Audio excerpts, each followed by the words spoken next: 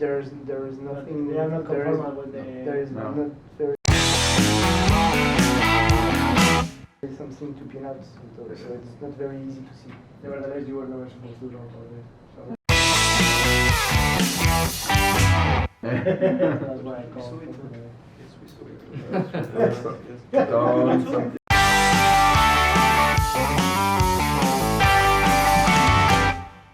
Donc on sera deux patrouilles de deux avions de transport qui a la charge de larguer du personnel sur deux drop zones dans le Massif central. Une première pour du largage réel et une deuxième en simulé. Tout au long du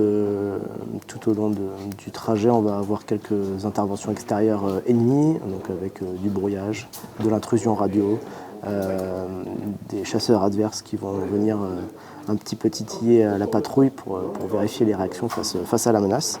Et puis on va avoir quelques inputs comme une inspection visuelle de piste où ils vont se faire prendre à partie par un système solaire. Et enfin, la simulation d'une éjection d'un pilote de chasse qui était en charge de notre protection pour aller récupérer les premiers éléments pour amener à une mission de récupération in fine.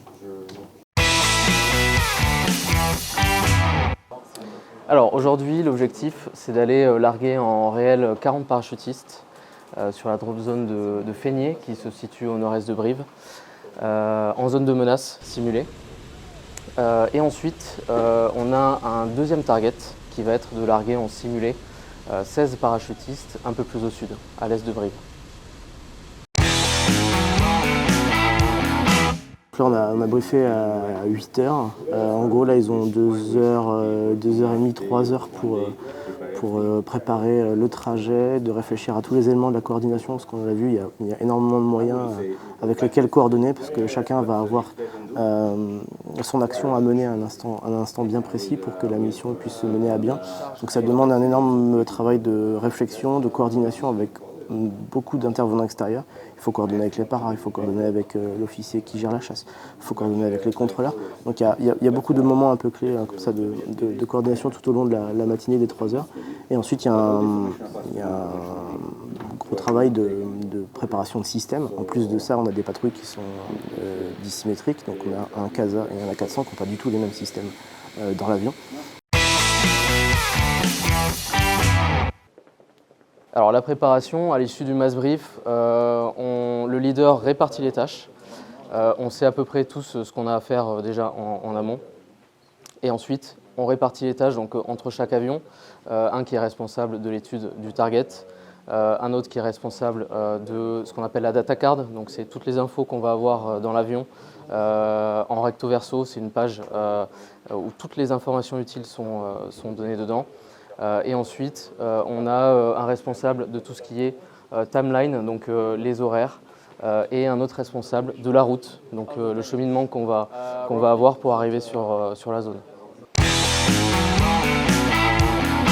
On approche de la fin, on approche du dernier test, donc on commence à avoir vu beaucoup de situations, donc on essaye de gommer les dernières erreurs, les dernières approximations, afin d'avoir le travail le plus standardisé possible pour que tous les équipages puissent interagir le plus correctement possible dans un cadre qui se complexifie de jour en jour. Pour moi, c'est une grosse opportunité puisque je suis en formation pour devenir Element Leader, leader de patrouille. Donc à l'issue de cet exercice, j'aurai un test qui fera de moi ou pas un Element Leader. Et je pourrai ensuite, en opération, conduire une patrouille de 2 avions. Je pense qu'il y a une gestion de la fatigue sur la longueur qui peut être assez importante. On va être dans des conditions montagneuses avec de l'aérologie qui peut être un petit peu particulière, donc ça va peut-être tabasser un petit peu. Et il va y avoir beaucoup de communication sur beaucoup de radios en même temps. Donc je pense qu'au bout d'1 heure, 1 heure et demie, il va y avoir la tête un peu comme une calebasse. On verra si ça tient jusqu'au bout. Alors la plus grande difficulté aujourd'hui, c'était pour nous, c'est pas si anodin que ça de voler à basse vitesse parce qu'on était derrière un CASA. Donc on avait souvent du mal à rester dans notre position. Et ensuite l'environnement tactique avec les chasseurs qui parlaient sur la radio, c'est quelque chose dont on n'a pas l'habitude non plus. Donc c'était peut-être le principal point aujourd'hui qui nous a fait un peu souffrir, on va dire.